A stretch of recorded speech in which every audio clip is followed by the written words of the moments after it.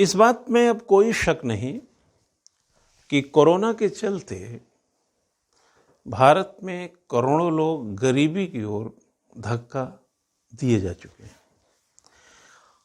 और करोड़ों ही लोग मध्यम आय वर्ग से निम्न आय वर्ग की ओर गमन कर चुके हैं। मेरे पीछे कई चित्र हैं, इस चित्र से समझने का प्रयास करते हैं। पहला चित्र आप देखेंगे तो ये इंडिया है और इंडिया के चारों तरफ कोरोना है। आप अच्छी तरह समझ रहे हैं कि दूसरी लहर का कहर इन दिनों भारत पर बहुत तेजी से टूटा है। 3 लाख से अधिक रोजाना संक्रमितों की संख्या और 3 से 4 हज़ार 24 घंटे में मौत, यह इस बात को तस्दीक करती है। आगे हम बढ़ते हैं अगर दूसरे चित्र में, तो कोरोना के चलते हमारी इकोनॉमी किस तरीके से नीचे की ओर जा रही है। यानी कि जो मध्यम वर्ग है उसकी भी कमर टूट रही है, जो निम्न वर्ग है उसकी भी कमर झुकी हुई है, टूट रही है, और गरीबों के करोड़ों में तादाद बढ़ रही है।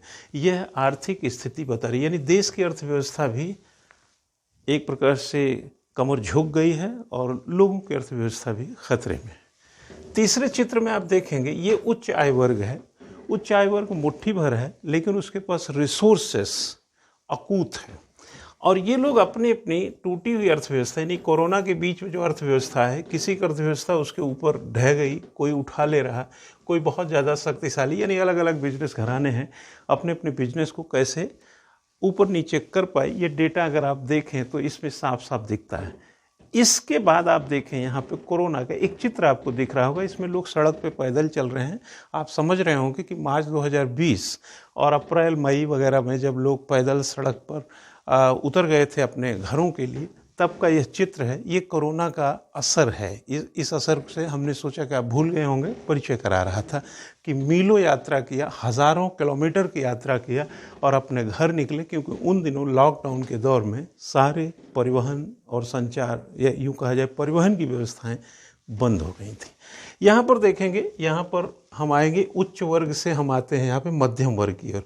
ये मध्यम वर्ग वो है कि जिसकी कमाई उच्च वर्ग से कम होती। इसका अगर एक डिफिनीशन थोड़ा सा मैं बता दूं कि कैसे कैसे क्या है, तो इसमें मैं बताऊं कि $50 प्रतिदिन कमाने वाला, यानी कि 3700-3800 रुपया होता है, यह उच्च वर्ग है। ठीक है। और अगर 10 से आप $50 के बीच कमाई करते हैं तो आप मध्यम वर्ग हैं, और $50 तो बहुत ज़्यादा हो गया।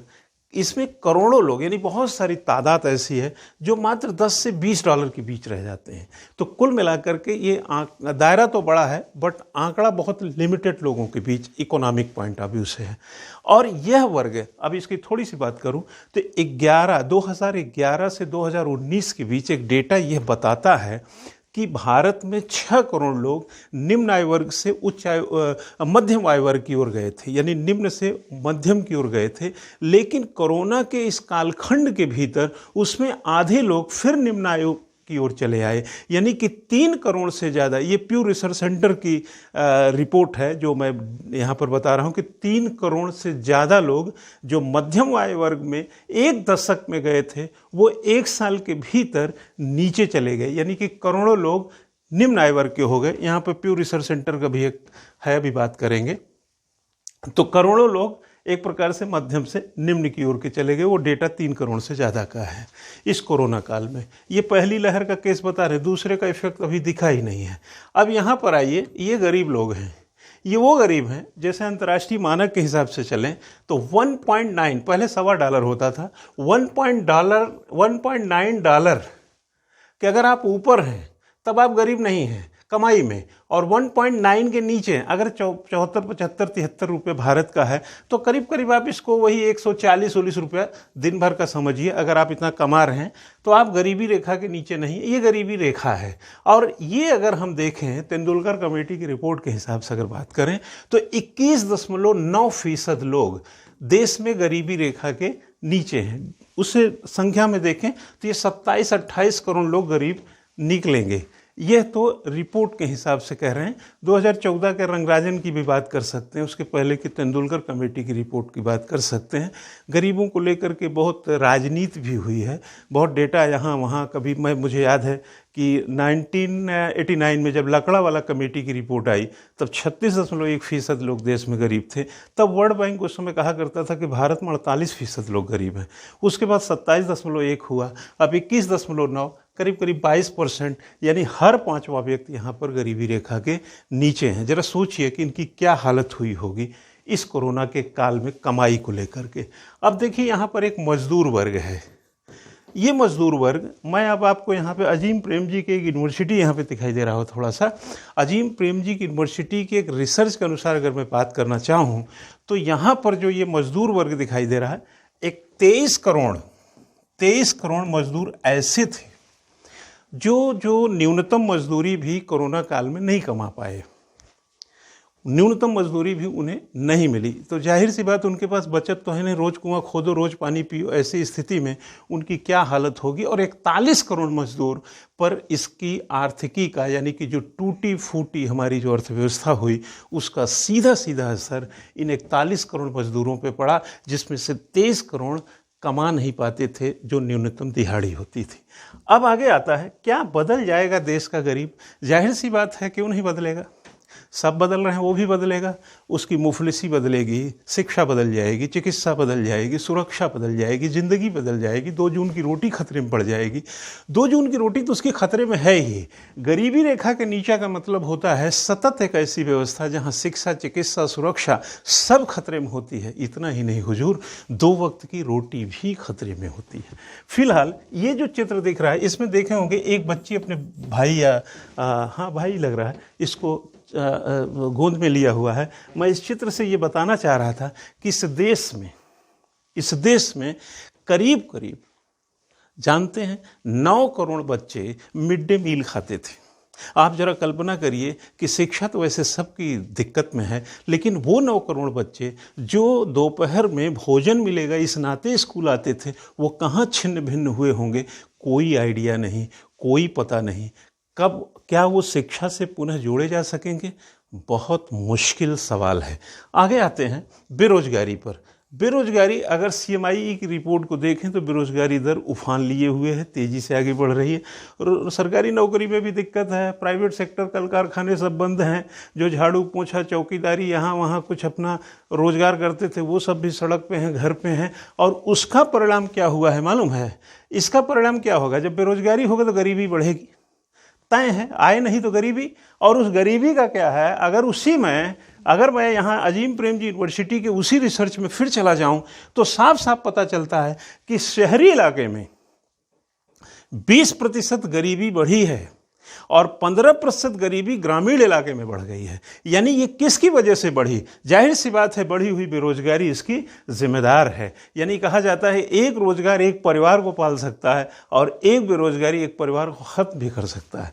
अब आते हैं मैं RBI की ओर। RBI को अगर हम थोड़ा सा देखें, RBI का हालिया अगर एक रिपोर्ट को मैं पढ़ा तो उसमें पाया कि RBI ने बताया कि आप बताइए कि करीब करीब 1.25 करोड़ लोग अपने PF से, यानी प्रोविडेंट फंड से पैसा निकाले हैं। यानी कि लोन लेना, तो जैसे लोग ले लेते, निकाल लेते अपना ही पैसा, तो यह कोरोना काल में हुआ है। इसका मतलब है कि उनके पास जो बचत था वो ख़त्म था, घर चलाने के लिए ये करना पड़ा होगा। इतना ही नहीं, गोल्ड लोन, यानी कि जो लोगों ने घर में जो सोना वगैरह था उसको दे करके गोल्ड लोन की भी संख्या ज़्यादा है। यानी कि लोगों ने इस दौरान गोल्ड लोन ज़्यादा लिया। इसका मतलब है कि उनके पास बचत, कमाई, खर्चा कमज़ोर जब हुआ तो उन्होंने इसका सहारा लिया। कुल मिला जुला करके कहने का मतलब है कि बचत लोगों की खतरे में है और उसके बदले में जो चीज़ें जैसी हो सकती है। RBI के एक डेटा से पता चलता है कि कोरोना का कहर और उस कोरोना की लहर का जो कहर है आर्थिकी पर और लोगों की खान पान पर, रहन सहन पर कैसा असर डाल रहा है। अब यहाँ पर आते हैं प्यू रिसर्च, एक सेंटर है।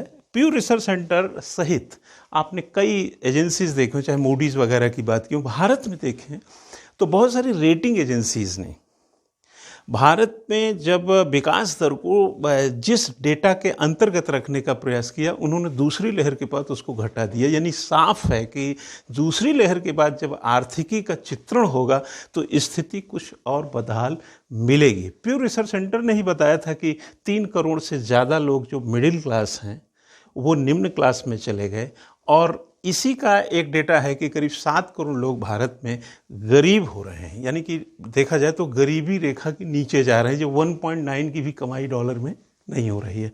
ये अजीम प्रेम जी की यूनिवर्सिटी है। कुल मिलाकर के देखा जाए तो बचत ख़त्म है, भारत के विकास कमज़ोर है, बेरोजगारी दर बढ़ी हुई है, प्रवासी मजदूरों पर कर्ज है। ये आरबीआई भी कहता है कि जो लोग हैं वो कर्ज में भी हैं, काफ़ी कर्ज ले चुके। देखिए, जो घर का लिया है, गाड़ी का लिया है, किसी तरीके से लिया है, वो सब भी काफ़ी खतरे में है, क्योंकि कमाई नहीं तो कैसे देंगे पैसे को। इस तरीके के तमाम चीज़ों को अगर मिला दिया जाए तो ये पता चल रहा है कि पहली लहर का ये कहर है। अभी तो कहा जा रहा है ये दूसरी नहीं तीसरी लहर। अगर लहर पे लहर आती रहेगी तो कहर पे कहर टूटता रहेगा, और सबसे ज़्यादा इसमें मध्यम, निम्न आय वर्ग वाला और गरीब पिसेगा।